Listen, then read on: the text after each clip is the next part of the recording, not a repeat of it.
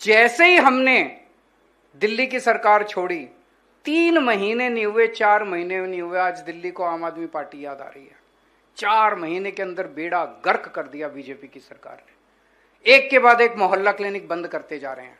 अस्पतालों में हमने दवाइयां फ्री करी थी, फ्री दवाइयां बंद कर दी, फ्री टेस्ट बंद कर दिए। सारी दिल्ली का बुरा हाल हुआ पड़ा है, सारी सड़कें टूट गई हैं, पूरी चारों तरफ गंदगी गंदगी फैल गई है।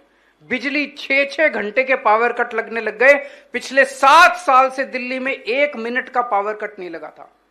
पिछले साल जून के महीने में दिल्ली में 50 डिग्री सेंटीग्रेड टेम्परेचर था, 1 मिनट का पावर कट नहीं लगा। आज अभी तो बारिशों का दिन है, अभी भी बिजली के पावर कट लग रहे हैं। तो दिल्ली का बुरा हाल कर दिया इन लोगों ने। इनकी नीयत खराब है। जैसे मैंने कहा कि इससे साफ जाहिर है, इनके सुनने में आता है हर एमएलए ने अपनी दुकान खोल ली है। बीजेपी के हर एमएलए ने वहां पे दिल्ली के अंदर, हर मंत्री ने अपनी दुकान खोल ली है। तो उन्होंने पैसा कमाना है, उनका कोई मकसद नहीं है सुधार करने का। जितने दिन हमारी सरकार रही, हमें काम नहीं करने दिया, उसके बावजूद हमने काम किया।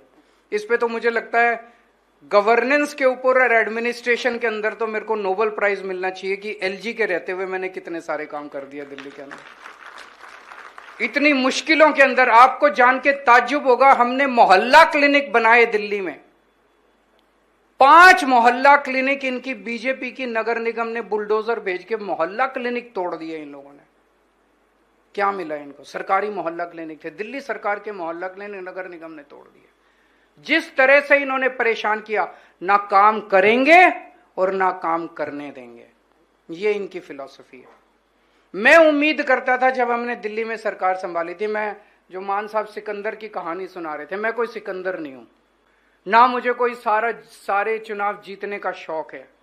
मेरा तो ये था कि हम एक मॉडल क्रिएट कर दें, एक उम्मीद जो देश के अंदर खत्म हो गई थी कि सरकारी स्कूल ठीक नहीं हो सकते। प्लानिंग कमीशन कहता था इनको कंपनियों को दे दो, सरकारी अस्पताल ठीक नहीं हो सकते, इनको इसको दे दो।